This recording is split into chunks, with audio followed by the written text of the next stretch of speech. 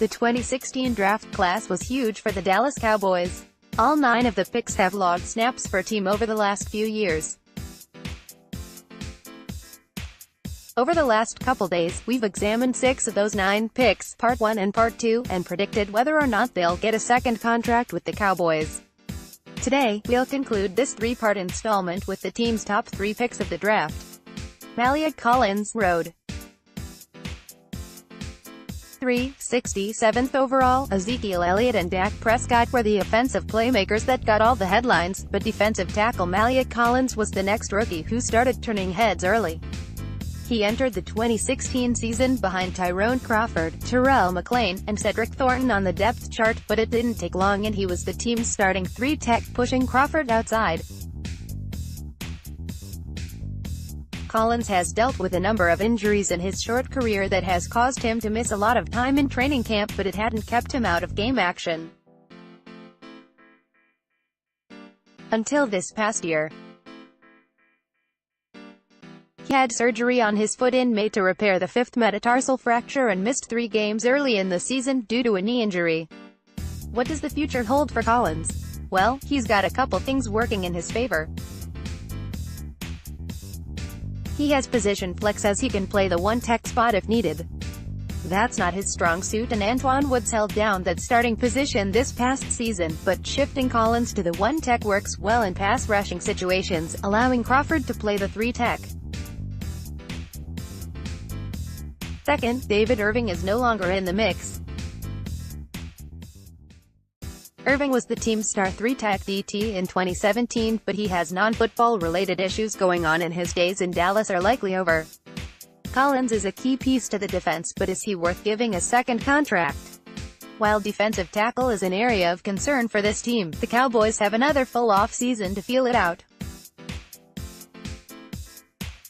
With free agency and another draft, it's possible the DT position group changes before next summer rolls around. There are some quality defensive tackles in the upcoming draft, and if the team can get a talented interior lineman on a cheap rookie deal, that will change Collins' value to the team. Prediction: let this play out. Re-signing is still possible, but the team can address this later. Jalen Smith, Road. 34th overall, there was not a lot of enthusiasm when the team selected Notre Dame linebacker Jalen Smith.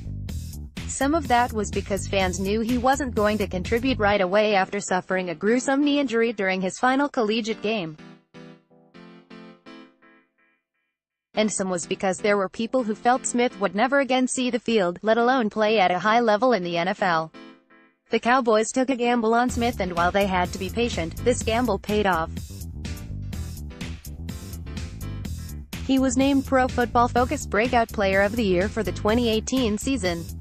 Smith has developed into one of the league's most dominant all-around inside linebackers in just his 2nd year. Alongside rookie sensation Leighton Vander Esch, Smith's pass rush prowess as an inside linebacker was unparalleled. Among off-ball linebackers with 50 or more pass rush snaps, his 27.8 win percentage as a pass rusher ranked first. Coverage is often a rough area for most linebackers.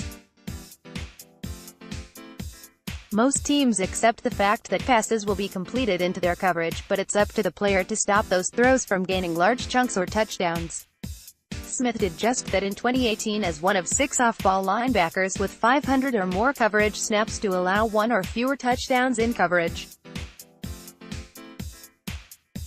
And despite any reservations about how his knee might hold up, he's proven to be very dependable. Maybe one of the more underrated aspects of Smith's tremendous regular season is how reliable he was. He played 95% of possible snaps, and missed just 48 snaps all season. Not to mention, he committed only 1 penalty on the year. He's the quintessential inside linebacker, as he showed by breaking out in 2018 when so many thought his knee injury would end his career before it started. So what's next for Smith? He has 1 year left on his rookie deal and will count $1.3 million against this year's cap. The term team-friendly deal is about as realistic as Sasquatch's players and their agents look to max out one's financial compensation, but if there is ever a time where it might happen, Smith falls into that group. Let's do the math. The Cowboys are the team that took a chance on him in a draft selection that was filled with emotion. Immediately, it put $3 million in his pocket when his financial security was up in the air. Smith remembers that. He also knows the culture in Dallas is something he embraces and genuinely appreciates. This kid is not going to want to leave Dallas. While the Cowboys may appear cheap and when it comes to contracts, they reward those who come across unfortunate circumstances through no fault of their own. Maliek Collins is a perfect example. He went undrafted after he was interviewed by the Louisiana State Police regarding the shooting death of his ex-girlfriend. The Cowboys signed him as in UDFA, but guaranteed his entire 3-year contract. Then, after 2 years, they gave him an extension that was worth an additional $15 million. The front office could have just wrote out his contract and kept him another year as he would have been a restricted free agent, but they didn't. They rewarded him and got what they believed was a good price for his services over the next 3 seasons. The Cowboys could do something similar with Smith.